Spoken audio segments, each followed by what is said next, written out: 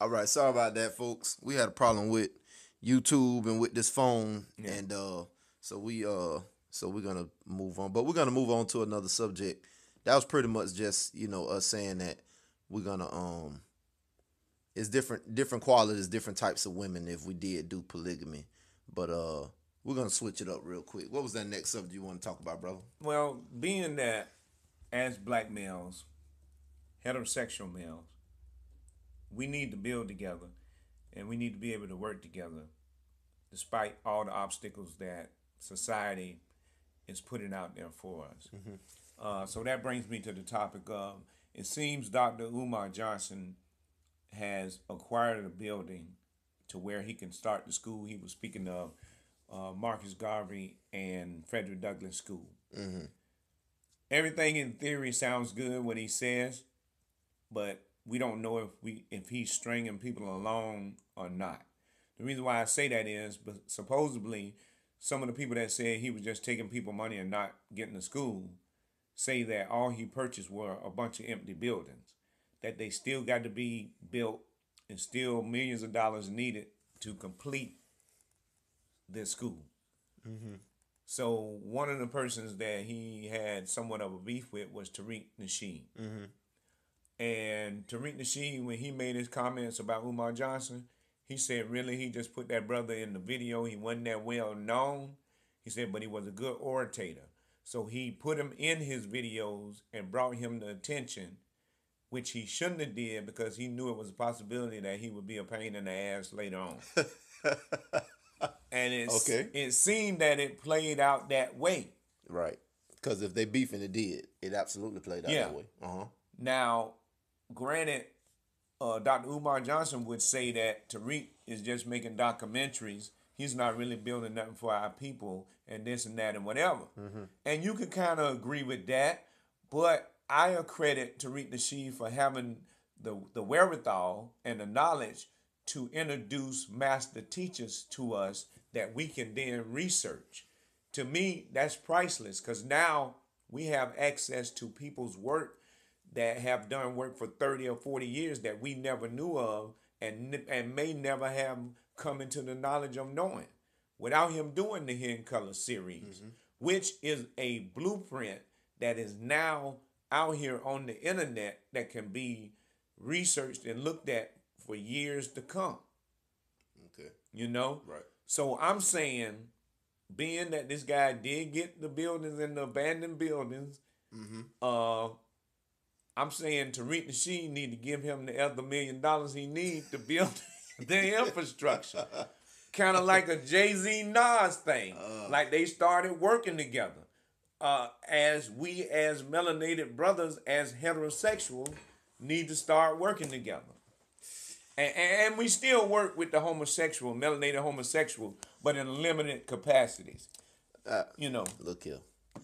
What's your take on it, Mr. Prototype? With that situation, firstly, let's say that Dr. Umar does feel like, oh, all Tariq Nasheed does is make documentaries. So what? Since when has been making documentaries such a small thing, or such a minor thing to have going on in your life? Making documentaries is a multi-million-dollar industry that it does take a person of at least average intelligence to do. So why is that looked upon as a bad thing? That's number one. Tariq Nasheed making documentaries is not a negative aspect to me. The other thing is I agree with you.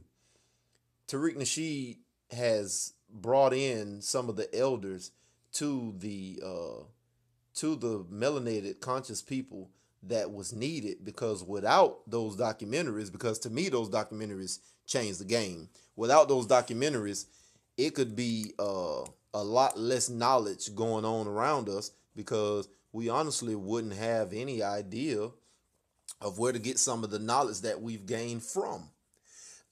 Now, when it comes to the schools, firstly, before I even mention the schools, let me say I do think that Dr. Umar Johnson is more of a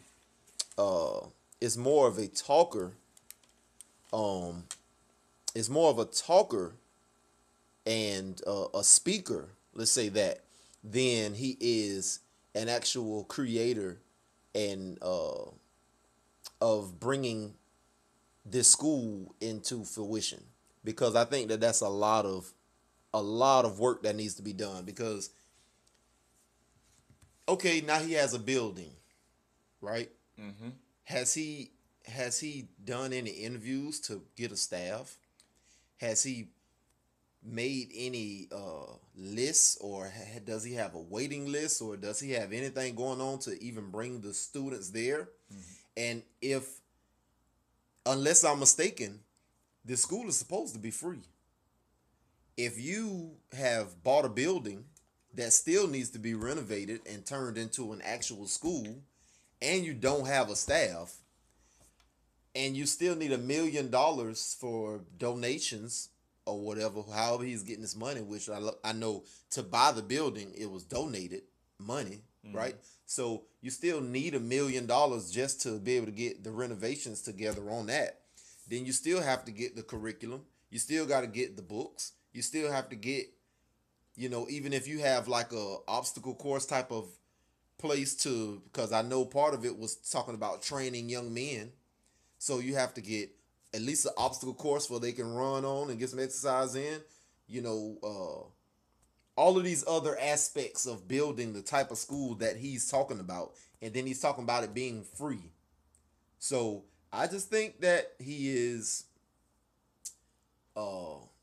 has a misconception of what he does and doesn't need to bring this school into fruition.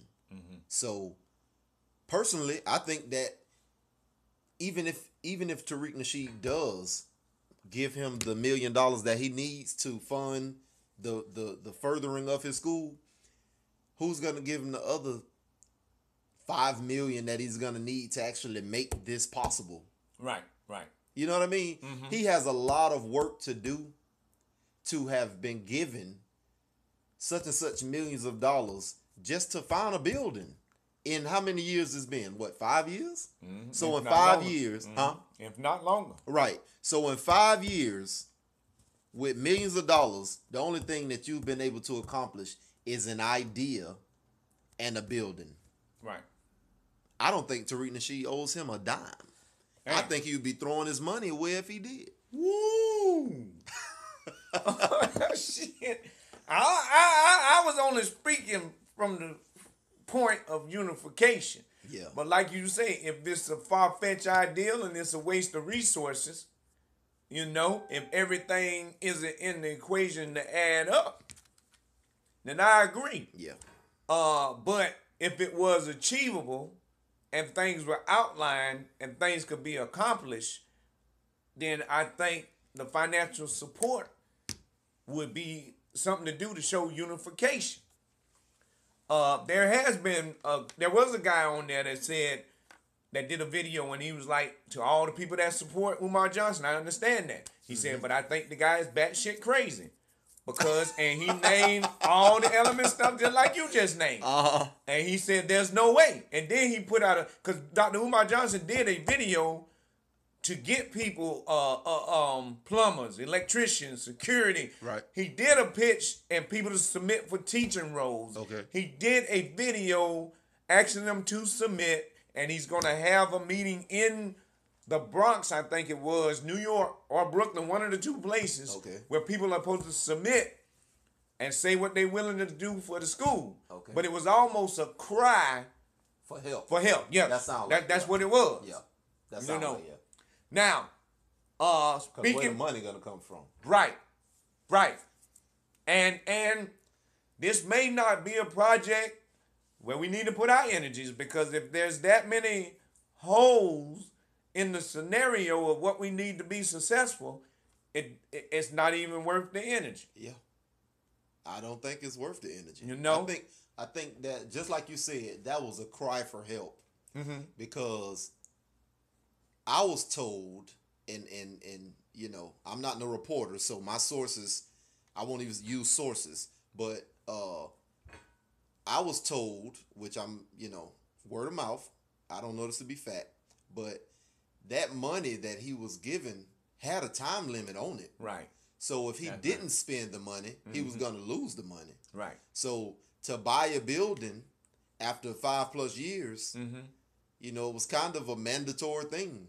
Yep. You know, so to keep piling money in this dude, because I don't think he's crazy, but I do think that he's a way better speaker than he is a doer, and there's plenty of people like that. Right.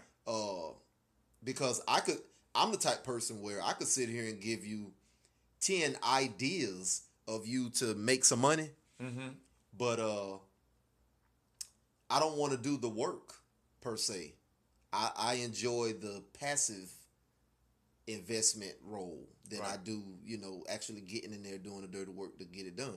So the thing is I don't think nobody should be putting any more money towards what Dr. Umar is talking about. I just think that this whole thing, he had a good idea, but I think that it was too far-fetched to be done by, you know, the average guy. And he should have been, with that idea of having this school, he should have been a billionaire, not a millionaire. He should have been a multi-billionaire to get this done. All right. And the problem with that is that there isn't enough willing multi-millionaire people of color that are interested in being a part of this. Because no matter what nobody says about this world is built more on classism than it is racism. Because as if you notice, more black people don't like black people, right, then more black people don't like any other race. Yes. So it's more about what class you're in to get along and go along with the other people that are in your financial lane than it is anything else. So I don't think that there's enough multimillionaire black people that want to be involved with this situation. Right. You know.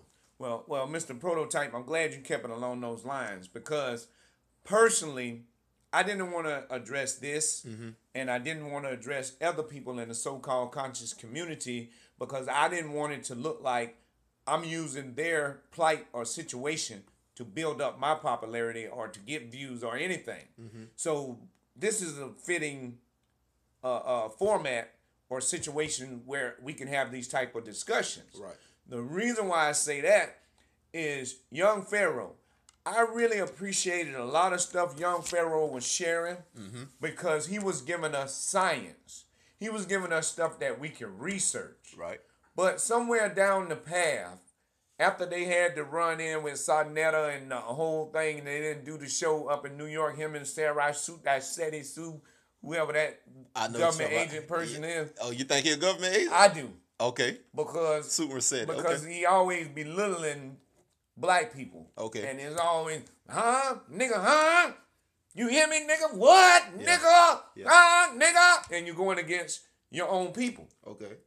And it's always a competitive thing. Right. And Young Pharaoh, to me, went off track where he started reprimanding black people. I would agree with that. Saying that you dumb and you ignorant and white people do this and white people do that. And it got to the point where he was looking like he was an agent. I could agree with that, actually. And what really got me to the point where I was like, okay, I'm going to make a personal shout out to Young Pharaoh, but I didn't do it because, again, I ain't trying to get popular off they shit. Right. But he came out after T.I. and took a shot at T.I. Did he? Yes. And T.I. and what's the young swag Soulja Boy. Okay. About the Gucci now situation. Okay. Okay. I can see him going after Soulja Boy, but I don't see him going after T.I. And we can do this in the next 15 minutes. Okay, we'll do this in the next video. Yeah. But go ahead and finish your point. So I want to address that because he said T.I. is not bringing people on his platform or creating a clothing line. Whereas T.I. does